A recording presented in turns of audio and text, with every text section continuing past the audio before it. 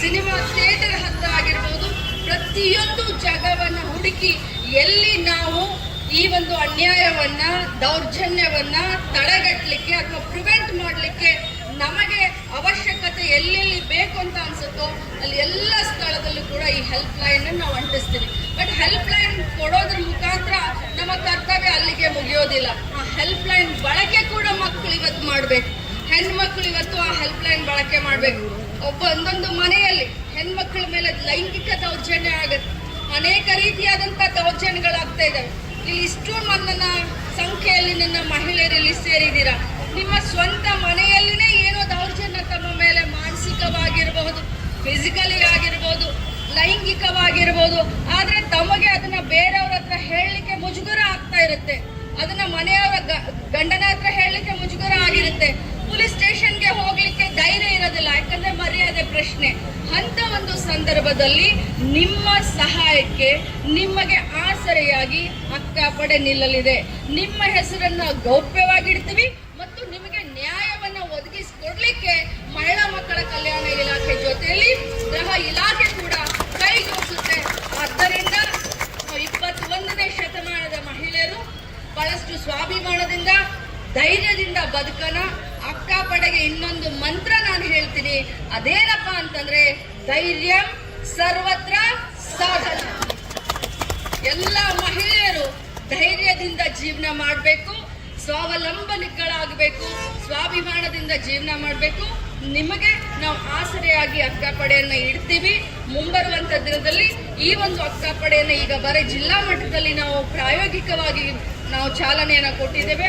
ಮುಂಬರುವಂತ ದಿನದಲ್ಲಿ ಇದೇ ಬಜೆಟ್ನಲ್ಲಿ ನಮಗೆ ವಿಶ್ವಾಸ ಇದೆ, ಇಡೀ ರಾಜ್ಯದ ಪ್ರತಿಯೊಂದು ತಾಲೂಕಾ ಮಟ್ಟದಲ್ಲೂ ಕೂಡ ಅಕ್ಕಪಡೆಯನ್ನ ನಾವು ಕಾರ್ಯವನ್ನ ಅತ್ಯಂತ ಶೀಘ್ರದಲ್ಲಿ ಪ್ರಾರಂಭ ಮಾಡ್ತೀವಿ ಅಂತ ಹೇಳ್ತಾ ತಮ್ಮೆಲ್ಲರಿಗೂ ಇನ್ನೊಮ್ಮೆ ನಾನು ಅಭಿನಂದಿಸ್ತೀನಿ.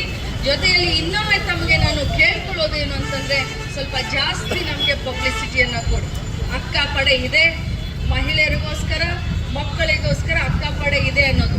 ಕಾಲೇಜಿನಲ್ಲಿ ರ್ಯಾಗಿಂಗ್ನ ತಡಿಬಹುದು, ಬಸ್ ಸ್ಟ್ಯಾಂಡ್ ನಲ್ಲಿ ಯಾರೋ ಹಿಂಬಾಲಿಸ್ಕೊಂಡು ಬಂದು ಗಂಡು ಮಕ್ಕಳು ಕಿಟ್ಲೆ ಮಾಡುವಂತ ಮಹಿಳೆಯರನ್ನ ತಡಿಬಹುದು.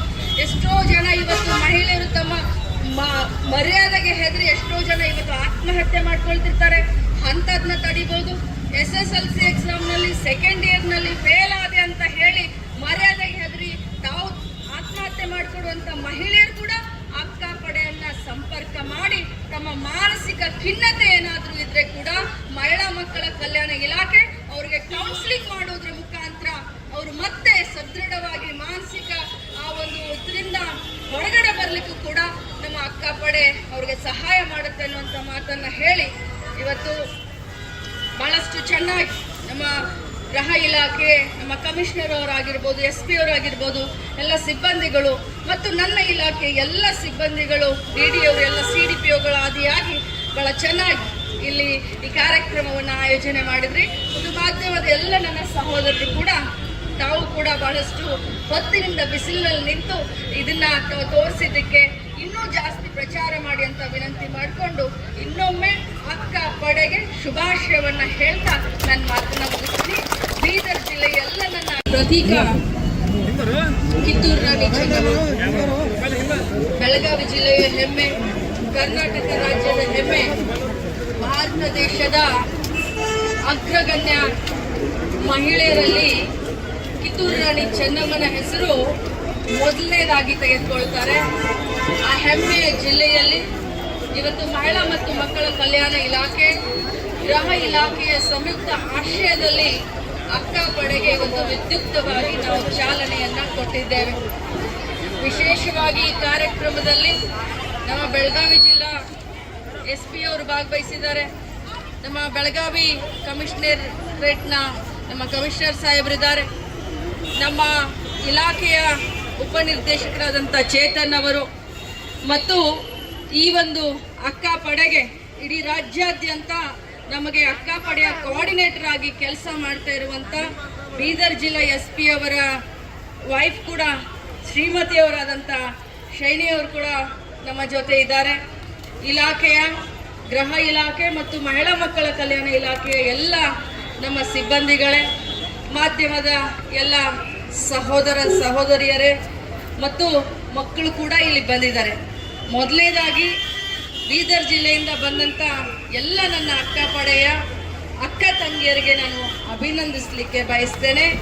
ತಮ್ಮ ಧೈರ್ಯ, ತಮ್ಮ ಸಾಹಸ, ತಮ್ಮ ಉತ್ಸಾಹ ಇಡೀ ರಾಜ್ಯಕ್ಕೆ ಪ್ರೇರಣೆ ಆಗುತ್ತೆ ಅನ್ನೋದನ್ನ ನಾನಿಲ್ಲಿ ಬಹಳಷ್ಟು ಗಟ್ಟಿ ಧ್ವನಿಯಲ್ಲಿ ಹೇಳಲಿಕ್ಕೆ ಬಯಸ್ತೇನೆ. ನಾನು ಮಾಧ್ಯಮದವರ ಮುಖಾಂತರ ನನ್ನ ಬೆಳಗಾವಿ ಜಿಲ್ಲೆಯ ಎಲ್ಲ ಮಹಿಳೆಯರಿಗೆ, ಮಕ್ಕಳಿಗೆ ಒಂದು ಭರವಸೆಯನ್ನು ಕೊಡಲಿಕ್ಕೆ ಬಯಸ್ತೇನೆ. ಇವತ್ತು ಜಿಲ್ಲೆಯಾದ್ಯಂತ ನಮ್ಮ ಮಹಿಳೆಯರು, ಮಕ್ಕಳು ಸುರಕ್ಷಿತವಾಗಿರಬೇಕು ಅನ್ನುವಂಥ ಒಂದೇ ಒಂದು ಕಾರಣದಿಂದ ಮಹಿಳಾ ಮಕ್ಕಳ ಕಲ್ಯಾಣ ಇಲಾಖೆ, ಗೃಹ ಇಲಾಖೆ ಅನೇಕ ಕಾರ್ಯಕ್ರಮಗಳನ್ನು ನಾವು ತೆಗೆದುಕೊಂಡು ಬಂದಿದ್ದೇವೆ. ಅದರಲ್ಲಿ ಮುಂದುವರೆದಂಥ ಭಾಗ ಈ ಅಕ್ಕ ಪಡೆ ಅಂದ್ರೆ ಏನು, ಇದು ಯಾವ ರೀತಿ ಕೆಲಸ ಮಾಡುತ್ತೆ ಅಂತ ಹೇಳಿದ್ರೆ, ಪ್ರತಿಯೊಂದು ಸಾರ್ವಜನಿಕ ಸ್ಥಳಗಳಲ್ಲಿ ನಮ್ಮ ಅಕ್ಕ ಪಡೆಯ ಏನು ಟ್ರೈನಿಂಗ್ ಹೊಂದಿದಂತ ಸಿಬ್ಬಂದಿಗಳಿದ್ದಾರೆ, ಇವರು ಗಸ್ತು ತಿರುಗ್ತಾರೆ. ಸಾರ್ವಜನಿಕ ಸ್ಥಳ ಅಂತಂತಂದ್ರೆ ಜಾತ್ರೆಗಳಿರಬಹುದು, ಮಾಲ್ ಇರಬಹುದು, ಬಸ್ ಸ್ಟ್ಯಾಂಡ್ ಇರಬಹುದು, ರೈಲ್ವೆ ಸ್ಟೇಷನ್ಗಳಿರಬಹುದು, ಮದುವೆ, ಸುಮಾರು ಈಗ ಮದುವೆ ಆಗ್ತಾ ಇರುತ್ತೆ, ಅಲ್ಲಿ ಹೋಗ್ತಾ ಇರಬಹುದು, ಲೇಡೀಸ್ ಹಾಸ್ಟೆಲ್ಗಳಿರಬಹುದು, ಶಾಲಾ ಕಾಲೇಜುಗಳಿಗೆ ಹೋಗುವುದರ ಮುಖಾಂತರ ಮಹಿಳೆಯರಿಗೆ ಒಂದು ಧೈರ್ಯ, ಒಂದು ಆಸರೆ, ಒಂದು ಶಕ್ತಿಯನ್ನು ತುಂಬುವಂತ ಕೆಲಸ ಅಕ್ಕ ಪಡೆ ಮಾಡುತ್ತೆ. ಆದ್ರೆ ಅಕ್ಕ ಪಡೆಯ ಏನು ಒಂದು ಉದ್ದೇಶ ಸಫಲ ಆಗಬೇಕು ಅಂತಂದ್ರೆ ಅದು ನಾಗರಿಕ ಸಮಾಜ ಮತ್ತು ಅದರಲ್ಲೂ ನನ್ನ ಮಾಧ್ಯಮದ ಎಲ್ಲ ಸಹೋದರರ ಸಹಕಾರ ಅತ್ಯಂತ ಪ್ರಮುಖ ಪಾತ್ರ ವಹಿಸುತ್ತೆ ಅಂತ ಬಹಳಷ್ಟು ಗಟ್ಟಿ ಧ್ವನಿಯಲ್ಲಿ ಹೇಳಲಿಕ್ಕೆ ಬಯಸ್ತೇನೆ. ಅದು ಹೇಗೆ ಅಂತಂತಂದ್ರೆ, ಬೇರು ಮಟ್ಟದಿಂದ ಬಾಲ್ಯ ವಿವಾಹವನ್ನ ತೆಗೆದು ಹಾಕಬೇಕನ್ನೋದೇ ಅಕ್ಕ ಪಡೆಯ ಉದ್ದೇಶ. ಬೇರು ಮಟ್ಟದಿಂದ ಬಾಲ್ಯ ಗರ್ಭಿಣಿಯನ್ನ ತಡೆದು ಹಾಕಬೇಕನ್ನೋದೇ ಅಕ್ಕ ಪಡೆಯ ಉದ್ದೇಶ. ಪೋಕ್ಸೋ ಕೇಸ್ಗಳನ್ನ ಬೇರು ಮಟ್ಟದಲ್ಲಿ ತಡಿಬೇಕು ಅನ್ನೋದೇ ಅಕ್ಕ ಪಡೆಯ ಉದ್ದೇಶ. ಪ್ರತಿಯೊಂದು ಮಹಿಳೆ ಓಡಾಡ್ತಿರ್ಬೇಕಾದ್ರೆ ನಿರ್ಭಯೆಯಿಂದ, ನಿರ್ಭೀತಿಯಿಂದ ಅವಳು ತಲೆ ಎತ್ತಿ ಸುತ್ತಾಕ್ಬೇಕನ್ನೋದೇ ಅಕ್ಕ ಪಡೆಯ ಒಂದು ಭರವಸೆ. ಈ ಅಕ್ಕ ಪಡೆ ಬರೀ ಅಕ್ಕ ಅಷ್ಟೇ ಅಲ್ಲ, ನಿಮಗೆ ಒಂದು ಆಸರೆ, ನಿಮಗೆ ಒಂದು ಶಕ್ತಿ, ನಿಮಗೊಂದು ಸ್ವಾಭಿಮಾನ ಅಂತ ಬೆಳಗಾವಿ ಜಿಲ್ಲೆಯ ಪ್ರತಿಯೊಬ್ಬ ಹೆಣ್ಮಕ್ಕಳಿಗೆ ಹೇಳಲಿಕ್ಕೆ ನಾನು ಬಯಸ್ತೇನೆ. ಆದ್ರೆ ಸಮಾಜದಲ್ಲಿ ತಾವೆಲ್ಲರೂ ಕೂಡ ನ್ಯಾಯಯುತವಾಗಿ ನಡ್ಕೊಳ್ಬೇಕು ಅಂತ ಹೇಳಿದ್ರೆ ತಮ್ಮ ಸಹಕಾರ ಕೂಡ, ಯಾಕಂತಂದ್ರೆ ನಾವೆಲ್ಲರೂ ಜವಾಬ್ದಾರಿಯುತ ಇದ್ದಂತ ನಾಗರಿಕರು. ನಮ್ಮ ಸಂಸ್ಕೃತಿಯನ್ನ ಉಳಿಸ್ಬೇಕು, ಹೆಣ್ಣು ಮಕ್ಕಳನ್ನ ಸುರಕ್ಷತೆಯಾಗಿ ಇಡಬೇಕು ಅನ್ನೋದಕ್ಕೆ ತಮ್ಮ ಸಹಕಾರ ಕೂಡ ಬಹಳಷ್ಟು ಅವಶ್ಯಕತೆ ಇದೆ ಅನ್ನುವಂಥ ಮಾತನ್ನ ಹೇಳ್ತಾ, ಈ ಅಕ್ಕ ಪಡೆಯನ್ನ ಯಾವ ರೀತಿ ಸಂಪರ್ಕ ಮಾಡಬೇಕು ಅಂತ ಹೇಳಿದ್ರೆ, ಸುಮಾರು 3 ರಿಂದ 4 ಹೆಲ್ಪ್ ಲೈನ್ಗಳನ್ನ ಕೊಡ್ತಾ ಇದ್ದೇವೆ. 181 ಹೆಲ್ಪ್ ಲೈನ್ ಇದೆ, ಚೈಲ್ಡ್ ಹೆಲ್ಪ್ ಲೈನ್ ಆದಂತ 1098 ಅಂದ್ರೆ 1098 ಇದೆ. ಅದರಲ್ಲೂ ನಮ್ಮ ಪೊಲೀಸ್ ಕಮಿಷನರ್ ಅವರು ಹೊಸದಾಗಿ ಈ ಒಂದು ಆಪ್ ಅನ್ನ ಕೂಡ ಮಾಡಿದ್ದಾರೆ. ಅದಕ್ಕೂ ಕೂಡ ಅಕ್ಕ ಆಪ್ ಅಂತ ನಾವು ಹೆಸರಿಟ್ಟಿದ್ದೇವೆ. ಅನೇಕ ಈ ರೀತಿಯ ಮಾಡರ್ನೈಸ್ ಟೆಕ್ನಾಲಜಿಯನ್ನ ಉಪಯೋಗ ಮಾಡಿಕೊಂಡು ನಾವೆಲ್ಲ ಹೆಲ್ಪ್ ಲೈನ್ಗಳನ್ನ ಡಿಸ್ಪ್ಲೇ ಮಾಡ್ತೀವಿ. ಪ್ರತಿಯೊಂದು ಸರ್ಕಲ್ ನಲ್ಲಿ ಸ್ಕ್ರೀನ್ ಮೇಲೆ ಡಿಸ್ಪ್ಲೇ ಮಾಡ್ತೀವಿ. ಪ್ರತಿಯೊಂದು ಸಾರ್ವಜನಿಕ ಸ್ಥಳಗಳಲ್ಲಿ ಪೋಸ್ಟರ್ ಅಂಟಿಸೋದ್ರ ಮುಖಾಂತರ ನಾವು ಅದನ್ನ ಪ್ಲೇ ಮಾಡ್ತೀವಿ. ಪ್ರತಿಯೊಂದು ಶಾಲೆ, ಕಾಲೇಜು ಅಲ್ಲೂ ಕೂಡ ನಾವು ಈ ಹೆಲ್ಪ್ ಲೈನ್ ನ ಬರೀ ಬೋರ್ಡ್ ಮೇಲೆ ಅಷ್ಟೇ ಹಚ್ಚಿದೆ, ಪ್ರತಿಯೊಂದು ಕಾಂಪೌಂಡ್ ವಾಲ್ಗಳಿಗೆ ಹಚ್ಚಲಿಕ್ಕೂ ಕೂಡ ಪ್ರಯತ್ನ ಮಾಡ್ತೀವಿ. ಅದು ಕೂಡ ಮಾಲ್ಗಳಲ್ಲಾಗಿರ್ಬೋದು, ನಮ್ಮ ಮಹಿಳಾ ಹಾಸ್ಟೆಲ್ಗಳಾಗಿರಬಹುದು, ಅಥವಾ ಸಿನಿಮಾ ಥಿಯೇಟರ್ ಹತ್ರ ಆಗಿರ್ಬೋದು, ಪ್ರತಿಯೊಂದು ಜಾಗವನ್ನ ಹುಡುಕಿ ಎಲ್ಲಿ ನಾವು ಈ ಒಂದು ಅನ್ಯಾಯವನ್ನ, ದೌರ್ಜನ್ಯವನ್ನ ತಡೆಗಟ್ಟಲಿಕ್ಕೆ ಅಥವಾ ಪ್ರಿವೆಂಟ್ ಮಾಡಲಿಕ್ಕೆ ನಮಗೆ ಅವಶ್ಯಕತೆ ಎಲ್ಲೆಲ್ಲಿ ಬೇಕು ಅಂತ ಅನ್ಸುತ್ತೋ ಅಲ್ಲಿ ಎಲ್ಲ ಸ್ಥಳದಲ್ಲೂ ಕೂಡ ಈ ಹೆಲ್ಪ್ ಲೈನ್ ನಾವು ಅಂಟಿಸ್ತೀವಿ. ಬಟ್ ಹೆಲ್ಪ್ ಲೈನ್ ಕೊಡೋದ್ರ ಮುಖಾಂತರ ನಮ್ಮ ಕರ್ತವ್ಯ ಅಲ್ಲಿಗೆ ಮುಗಿಯೋದಿಲ್ಲ. ಆ ಹೆಲ್ಪ್ ಲೈನ್ ಬಳಕೆ ಕೂಡ ಮಕ್ಕಳು ಇವತ್ತು ಮಾಡಬೇಕು. ಹೆಣ್ಮಕ್ಳು ಇವತ್ತು ಆ ಹೆಲ್ಪ್ ಲೈನ್ ಬಳಕೆ ಮಾಡಬೇಕು. ಒಂದೊಂದು ಮನೆಯಲ್ಲಿ ಹೆಣ್ಮಕ್ಳ ಮೇಲೆ ಲೈಂಗಿಕ ದೌರ್ಜನ್ಯ ಆಗುತ್ತೆ, ಅನೇಕ ರೀತಿಯಾದಂಥ ದೌರ್ಜನ್ಯಗಳಾಗ್ತಾ ಇದ್ದಾವೆ. ಇಲ್ಲಿ ಇಷ್ಟು ನನ್ನ ಸಂಖ್ಯೆಯಲ್ಲಿ ನನ್ನ ಮಹಿಳೆಯರಲ್ಲಿ ಸೇರಿದ್ದೀರಾ. ನಿಮ್ಮ ಸ್ವಂತ ಮನೆಯಲ್ಲಿನೇ ಏನೋ ದೌರ್ಜನ್ಯ ತಮ್ಮ ಮೇಲೆ ಮಾನಸಿಕವಾಗಿರಬಹುದು, ಫಿಸಿಕಲಿ ಆಗಿರ್ಬೋದು, ಲೈಂಗಿಕವಾಗಿರ್ಬೋದು. ಆದ್ರೆ ತಮಗೆ ಅದನ್ನ ಬೇರೆಯವ್ರ ಹತ್ರ ಹೇಳಲಿಕ್ಕೆ ಮುಜುಗರ ಆಗ್ತಾ ಇರುತ್ತೆ. ಅದನ್ನ ಮನೆಯವರ ಗಂಡನ ಹತ್ರ ಹೇಳಲಿಕ್ಕೆ ಮುಜುಗರ ಆಗಿರುತ್ತೆ. ಪೊಲೀಸ್ ಸ್ಟೇಷನ್ಗೆ ಹೋಗ್ಲಿಕ್ಕೆ ಧೈರ್ಯ ಇರೋದಿಲ್ಲ, ಯಾಕಂದ್ರೆ ಮರ್ಯಾದೆ ಸಂದರ್ಭದಲ್ಲಿ ನಿಮ್ಮ ಸಹಾಯಕ್ಕೆ ನಿಮಗೆ ಆಸರೆಯಾಗಿ ಅಕ್ಕಪಡೆ ನಿಲ್ಲಲಿದೆ. ನಿಮ್ಮ ಹೆಸರನ್ನ ಗೌಪ್ಯವಾಗಿಡ್ತೀವಿ ಮತ್ತು ನಿಮಗೆ ನ್ಯಾಯವನ್ನ ಒದಗಿಸಿಕೊಡ್ಲಿಕ್ಕೆ ಮಹಿಳಾ ಮಕ್ಕಳ ಕಲ್ಯಾಣ ಇಲಾಖೆ ಜೊತೆಯಲ್ಲಿ ಗೃಹ ಇಲಾಖೆ ಕೂಡ ಕೈ ಜೋಡಿಸುತ್ತೆ. ಆದ್ದರಿಂದ 21ನೇ ಶತಮಾನದ ಮಹಿಳೆಯರು ಬಹಳಷ್ಟು ಸ್ವಾಭಿಮಾನದಿಂದ ಧೈರ್ಯದಿಂದ ಬದುಕನ.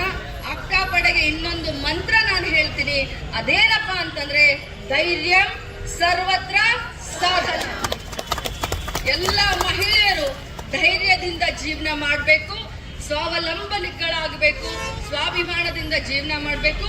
ನಿಮಗೆ ನಾವು ಆಸರೆಯಾಗಿ ಅಕ್ಕಪಡೆಯನ್ನ ಇಡ್ತೀವಿ. ಮುಂಬರುವಂತ ದಿನದಲ್ಲಿ ಈ ಒಂದು ಅಕ್ಕಪಡೆಯನ್ನ ಈಗ ಬರೀ ಜಿಲ್ಲಾ ಮಟ್ಟದಲ್ಲಿ ನಾವು ಪ್ರಾಯೋಗಿಕವಾಗಿ ನಾವು ಚಾಲನೆಯನ್ನ ಕೊಟ್ಟಿದ್ದೇವೆ. ಮುಂಬರುವಂತ ದಿನದಲ್ಲಿ ಇದೇ ಬಜೆಟ್ನಲ್ಲಿ ನಮಗೆ ವಿಶ್ವಾಸ